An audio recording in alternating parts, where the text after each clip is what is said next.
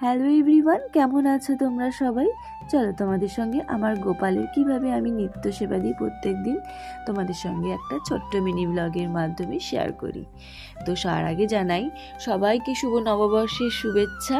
সবাই ভালো থেকো, সুস্থ থেকো, আনন্দে থেকো। হ্যাঁ, দেখতেই পাচ্ছ এসে পরেই সিংহাসনের লাইট জ্বালিয়ে পর্দাগুলোকে খুলে নিলাম ওই আর কি। পর্দাগুলো ধোয়া হবে, অনেক দিন ধরেই পর্দাগুলো ধোয়া কাচা হয় না, তো ভাবছি তাহলে আজকে ধুয়ে নিই। আর এই ভিডিওটা হচ্ছে গতকালের ভিডিও, তো ভাবলাম পয়লা বৈশাখ পরের দিন, তো আজকে তো শেষ মাসের একবারে ধুয়ে নিই যা যা ঠাকুরের ধোয়ার থাকবে, যেমন ঠাকুরের মশারি টশারি সবই ধুয়ে নিচ্ছিলাম। দেখো সকালবেলায় ঘুম থেকে উঠেই গোপালকে বসিয়ে দিলাম, উঠে বিস্কুট জল সেবা দিয়ে দিই। প্রত্যেক দিন আমি সকালে ছেলেকে স্কুল পাঠিয়ে গোপুসোনাকে তুলি, তারপরে বিস্কুট জল সেবা দিয়ে বসিয়ে রাখি। তারপর ঘরের যা সংসারের যাবতীয় কাজ থাকে সব কাজ সেরে গোপালের নিত্য পূজা করি। আর এটা আর হয়নি সেই দিন, গতকাল ছিল নীলষষ্ঠীর পরের দিন ছিল, তো সকাল সকাল চান করে নিয়েছিলাম। চান টান করে নিয়ে ভেবেছি একবারেই গোপুসোনাকে তুলে দিই, তারপরে পুজোটা সেরে নিই। তখনই গোপুসোনাকে তুলে দিলাম, তুলে বাসন টাসন ছিল সব বাসন টাসন মেজে নিলাম। দুদিন ধরে আমি ঠিক মতন পুজো করতে পারিনি বলে ছেলেটা পুজো করছিল, তো গোপালকে তো আর প্রত্যেক না খাইয়ে রাখা যাবে না, তো ছেলেটাকে বলেছিলাম তুই পুজোটা সেরে নে। তো ও বাচ্চা ছেলে যা পেরেছে কোনো রকম পুজো করেছে, তো সেজন্য আমি একটু ধুয়ে পুছে নিচ্ছি, সিংহাসন টিংহাসনগুলো পুছে নিচ্ছি। এমনিতেই প্রত্যেক বৃহস্পতিবার করে সিংহাসন আমি পুছি, সব কিছুই ঠাকুরের আসন টাসন পাল্টানো হয়। তো ওই দিন একবারেই পয়লা বৈশাখের আগের দিন ছিল, একবারেই করে নিলাম। তারপরে অনেকদিন ধরেই ভাবছি জানো তো যে গোপালকে দই টই দিয়ে চান করাবো। তো ফেসবুক দেখতে দেখতে এক দিদিকে দেখলাম দই আর অষ্টগন্ধা পাউডার দিয়ে গোপালকে চান করাচ্ছে। তো আমিও ভাবলাম তাহলে দোকান থেকে অষ্টগন্ধা পাউডারটা কিনে নিয়ে আসি, তো চান করাই। সত্যি দেখো কি সুন্দর লাগছে, চান করানোর পর একদম চকচক করছে আমার গোপুসোনাকে। তোমরাই বুঝতে পারবে কি সুন্দর লাগছে।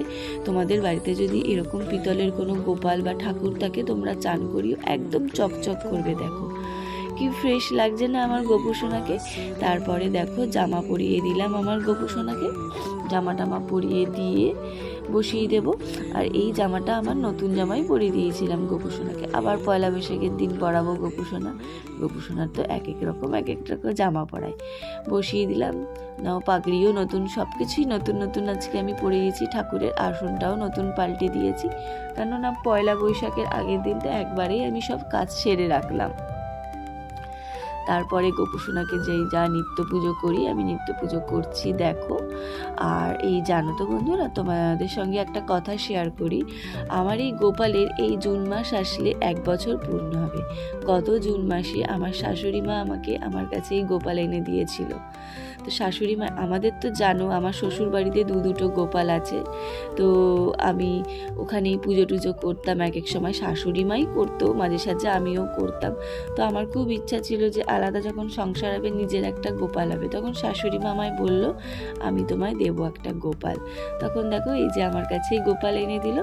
আর এই যে আমার গোপুসোনাকে সব ঠাকুরদের ভোগ দিচ্ছি, চিড়ে ছাতু আর কলা দই দিয়ে মেখে। আমাদের বাড়িতে এই নিয়মটা আছে, নীলের উপাসের পরের দিন জবের ছাতু দিয়ে চিড়ে দই দিয়ে গোপালের সামনে ভোগ দিতে হয়, তো সেজন্য এই ভোগটা দিয়েছিলাম।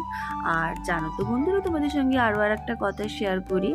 আমার যখন বিয়ে হয়, বিয়ের পর এসেই দেখি আমার শ্বশুর বাড়িতে দুটো গোপাল আছে। তোমরা তো অনেক ভিডিওতেই দেখেছো আমার আগের গোপালগুলোকে। তো বিয়ের আগে আমি কিছুই জানতাম না গোপাল সেবা কিভাবে দিতে হয়। বিয়ের পরেই আমার সব শেখা আমার শাশুড়ি মার কাছ থেকে, কিভাবে পুজো সেবা করতে হয়। এখন আমি প্রায় শিখেই গেছি, সবই পারি। আর আমার খুব ভালোও লাগে গোপাল পুজো করতে, সেবা করতে, সত্যি আমার ভালো লাগে। তো ভিডিওটা অনেকটাই বড় হয়ে গেছে, বেশি বড় করলাম না। ভিডিওটা ভালো লাগলে লাইক একটা কমেন্ট করে যেও। তো এখানেই শেষ করলাম ভিডিওটা। টাটা বাই, অন্য একটা ভিডিওর সঙ্গে তোমাদের সঙ্গে আবার দেখা হবে।